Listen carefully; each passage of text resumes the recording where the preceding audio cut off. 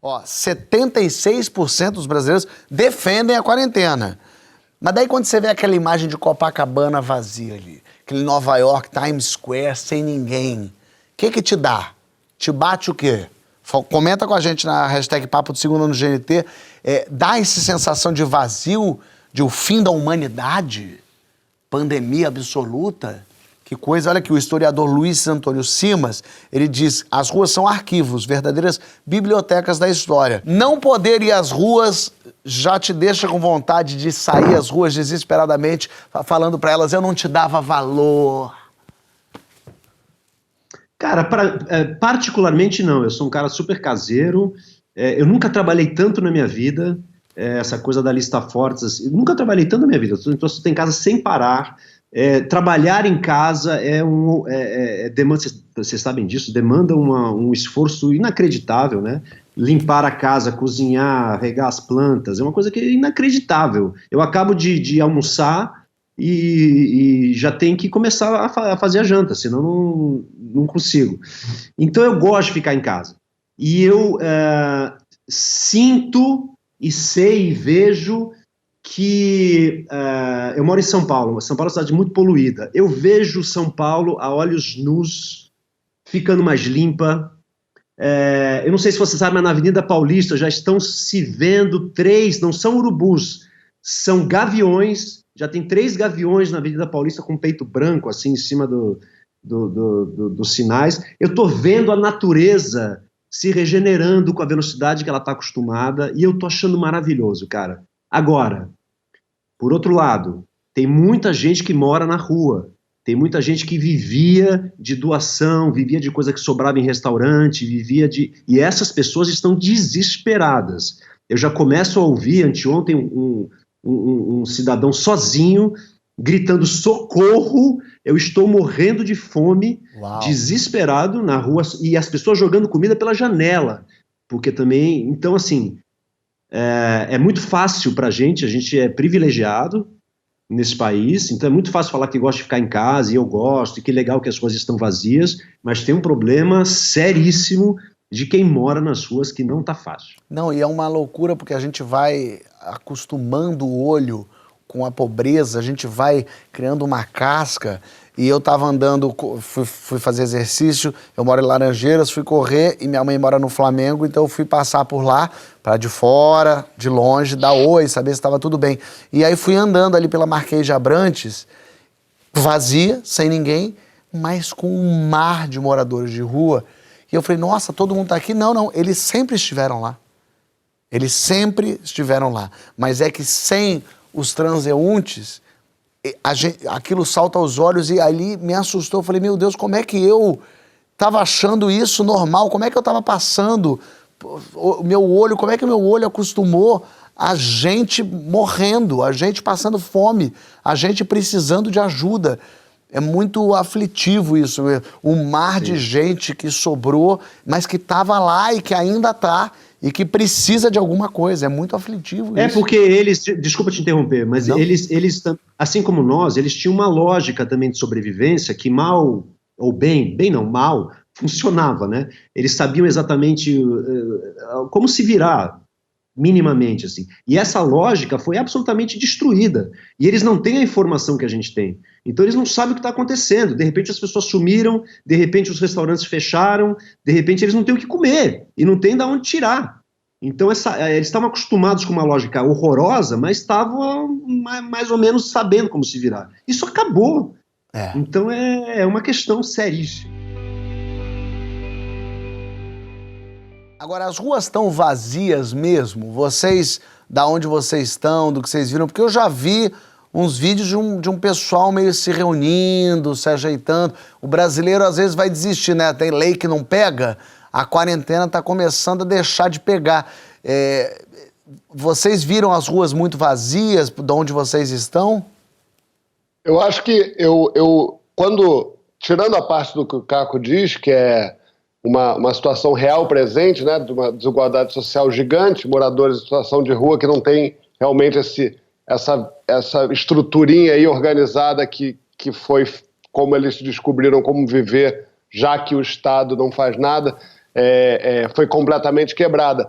Mas, a parte disso, olhar para a rua vazia me deu um sentimento bom, me deu um sentimento de união, de que as pessoas estão trabalhando para o outro. De alguma forma, as pessoas estão trabalhando como uma sociedade. O Brasil, a gente teve a eleição, a gente estava muito bipartido, né, de alguma forma. A gente estava muito...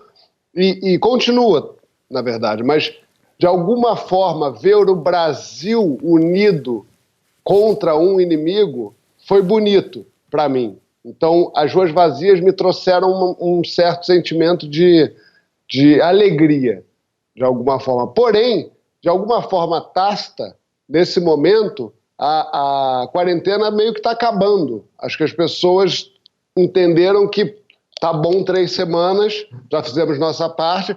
Então, assim, ontem estouraram um monte de bar cheio de gente. Vocês estouraram? O que é estouraram? Estouraram a polícia chegar lá. Tá, não, e parece que abrir estouraram com uma bomba. Hoje em dia estão jogando bomba nas coisas, João. Não, mas...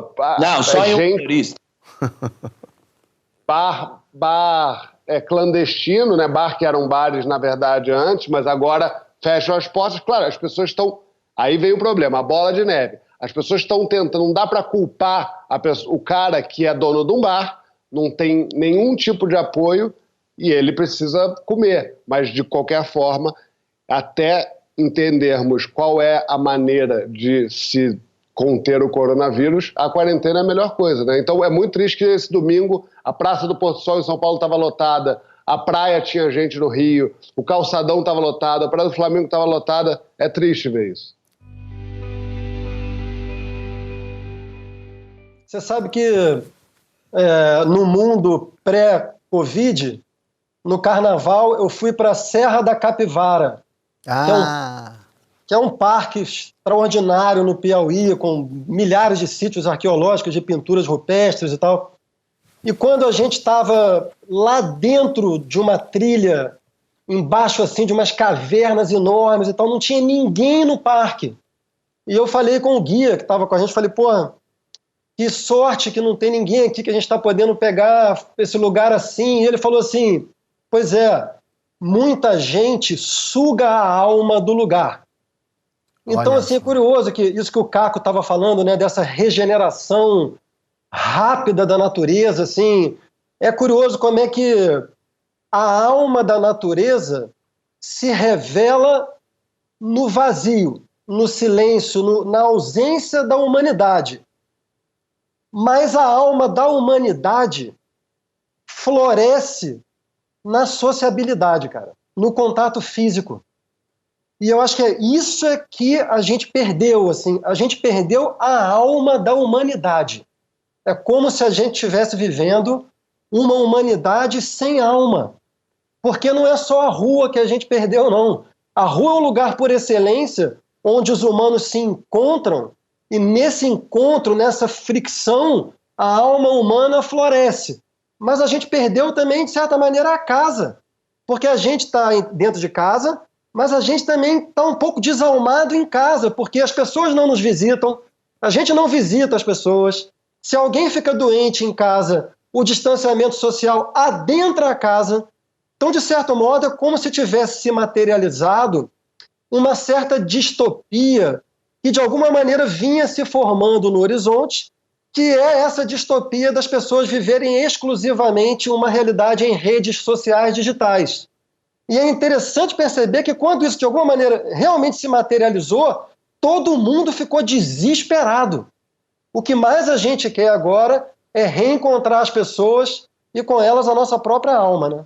E é muito interessante quando, as poucas vezes que eu saí para ir ao mercado, ou para ir à farmácia, ou isso eu fui correr, quando você passa por alguém, tem uma troca de olhares, meio de... tá tudo bem, tem um olhar assim, meio de a gente sabe que é como sociedade, diferente do que estava acontecendo antes, que eu passaria por aquela pessoa, agora eu passo, eu olho para ela e tem um entendimento entre nós dois do tipo, tá na merda, mas tá tudo bem, né? Você tá bem? Estamos aqui, estamos. E eu passei em frente ao meu prédio, tinha uma casinha assim, com 3 senhoras no jardim, sentadinhas assim, vendo a vida passar. E isso deu um outro entendimento. Provavelmente elas sempre ficam sentadinhas ali vendo a tarde passar. Mas agora ressignificou aquilo. Então, e aí quando eu passei, eu tava correndo, eu falei, aí dei uma parada, eu falei, tudo bem aí? Pessoal, tamo aqui, né? Eu falei, e o corona? Não, tamo aqui. E aí eu puxei um papo com umas pessoas, eu conversei com o meu vizinho do outro lado. Tudo bem aí? Tudo bem? Como é que estamos? Estamos legal. Parece que começou o olhar para o outro começou a florar um pouco mais. Faz sentido. É o afeto no caos, né? É o afeto que nasce no caos. Amor em tempo de porque a gente... Existe uma galera que tem falado sobre isso, né, mano? De como a gente mantém esse espírito solidário pós situação do coronavírus.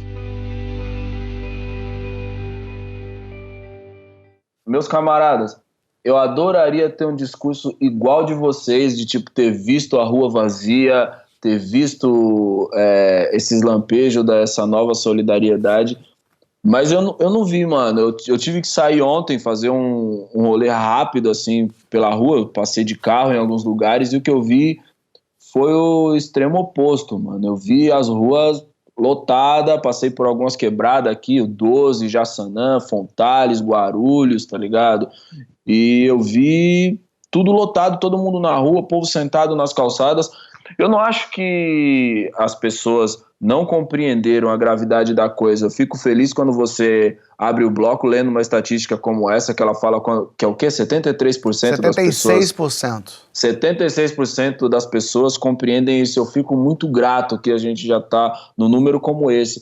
Mas nem todas as pessoas estão entendendo a gravidade da situação. Muitas pessoas estão tratando a quarentena como se a quarentena fosse um estado de férias, onde só o trabalho é suspenso, mas o entretenimento pode ser continuado. E esse aí vai ser o calcanhar de Aquiles do nosso país, tá ligado? A gente precisa realmente fazer uma reclusão séria, sabe? Por outro lado, fiquei pensando muito também, pensando em que tipo de aparato cultural, de entretenimento que as pessoas têm dentro das suas casas nas quebradas. Quando eu passei por lá, fiquei pensando, tava eu e meu parceiro Thiago, fiquei falando também, mano, você tá numa casa que ela tem um cômodo, tá ligado? E você mora com 6 pessoas, você tem uma internet que não funciona direito ali, uma luz que tá meio ruim ali também, num cômodo desagradável. Aí a sua única opção é realmente sair pra rua, tá ligado? E, pra piorar tudo isso, a gente tem uma postura vindo do mandatário maior do país, do Palácio do Planalto, que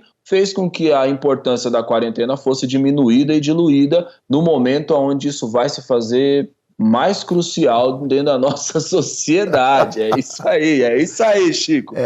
Mas é o que o ministro falou, quem tem mandato fala, quem não tem trabalha, né? Mas posso falar uma coisa, rapidinho? Vai, Caco. Não, acho que tem a ver com o que todo mundo falou. Eu sou muito otimista em algum lugar. Eu acho que isso vai ser um evento histórico, a gente vai pagar um preço altíssimo, a gente vai ver muita gente em situações horrorosas, e eu não estou menosprezando isso. Mas toda grande mudança da história cobrou um preço alto. A gente vai pagar um preço alto, infelizmente, e infelizmente vai pagar um preço alto para quem sempre pagou nesse país, provavelmente. Mas eu tenho a esperança de que as coisas mais básicas se ressignifiquem, como vocês estão falando. Né? Porque a gente estava muito anestesiado, a gente estava muito preocupado com o trabalho, com a correria, e a gente não sabia como era a nossa casa. A gente comprava planta, por exemplo, e quem regava não era a gente comprava roupa, quem passava e não era a gente comia, quem cozinhava não era a gente não encontrava ninguém, a gente não sabia quem eram os vizinhos, a gente não cumprimentava as pessoas na rua, os pais não conviviam com os filhos. O que eu tô vendo de pai e mãe desesperados, dizendo, eu não sei o que fazer com os meus filhos. Caralho, cara, são seus filhos. Né? A educação estava terceirizada, estava tudo terceirizado para que a gente pudesse cumprir uma correria que não é viver. E mesmo assim, quem vive em casa, com um cômodo, eu não tenho hobby, eu não tenho como me divertir, eu não tenho... É esse o ponto. O que é sua casa? Como é que a gente vai, depois disso, aceitar viver na mesma correria, sem passar tempo com nossos filhos, com as pessoas que a gente gosta, tendo uma casa legal, cuidando da nossa casa, cuidando das pessoas? Nunca mais o mundo será o mesmo.